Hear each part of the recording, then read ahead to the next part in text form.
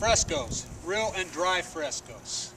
My site is stuccodamage.com. I've been a plasterer for 35 years. I've frescoed, plastered, stuccoed, restored over 10,000 jobs.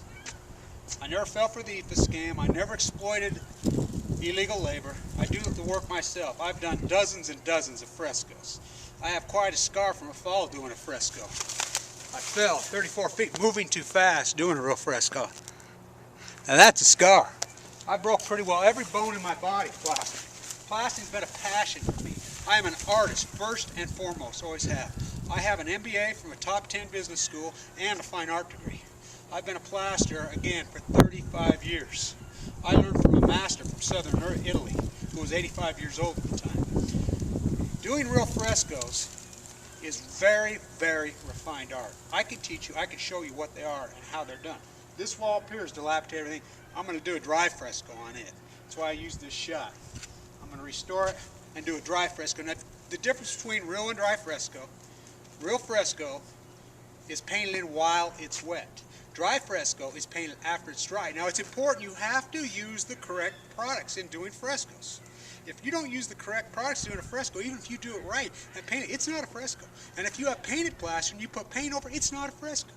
I see all these restaurants around and all these designers that are doing so-called real frescoes. They're not real frescoes. 99.999% are not real frescoes. Angelo, he did real frescoes. Rivera, he did real frescoes. He worked with whole teams of plasters and artists.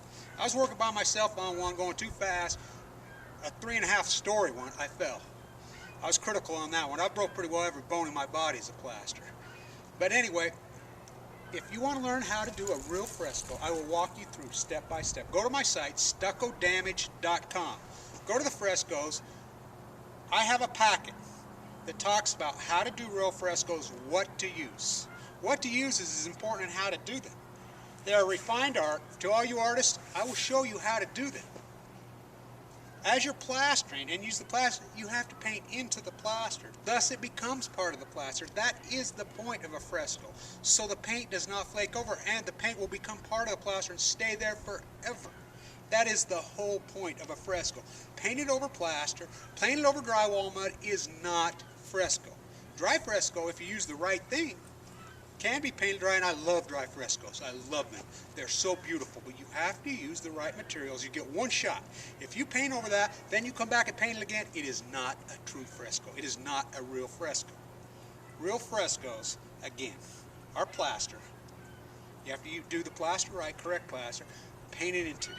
I will show you how. And one last thing, when doing real frescoes, or any plaster work for that matter, make sure you always wear your safety glasses. Always. Make sure you always wear a long sleeve shirt. Even if it is a nice, beautiful, sunny day like today, you need that vitamin D. Once you get working, get that long sleeve shirt on. Another thing, long sleeve pants, it's important.